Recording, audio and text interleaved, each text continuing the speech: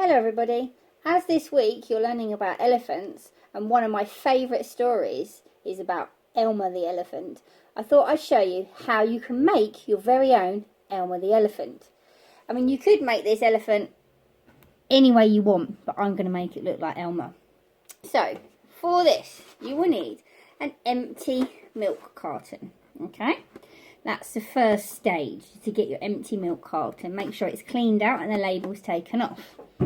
You are then, with your empty milk carton, okay, and this is where you're going to need some mummy and daddy help here, okay, you're going to draw all the way round your milk carton, like so, okay, and making this little arch here, so it's a bit like the elephant's legs. Okay, then this is where you get a pair of scissors, definitely need mummy and daddy's help here, to cut around the line that you have drawn.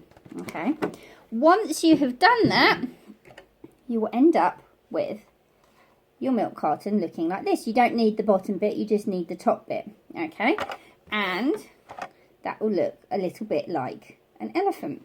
At this stage you can decide whether you want to decorate it like Elmer or anything else. You could use paper, paint, anything you want to make your elephant, okay.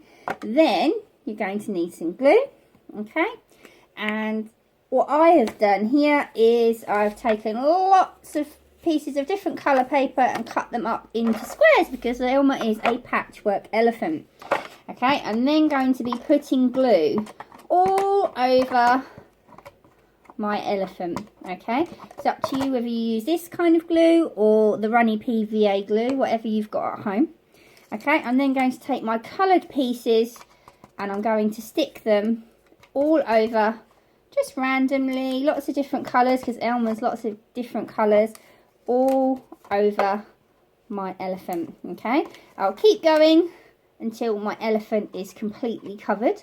If you've got googly eyes at home, that would be really good because you can stick eyes here at the front, because here's the trunk, okay, to make it look even better. If you haven't got googly eyes, that I haven't, I've drawn some eyes.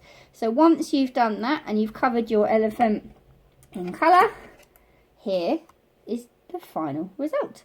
You can see here, I've drawn some eyes on and I've covered my elephant in coloured paper to look like Elmer.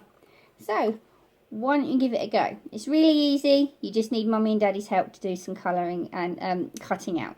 Okay, so everyone, hope you have fun having a go at this. Take care. Goodbye.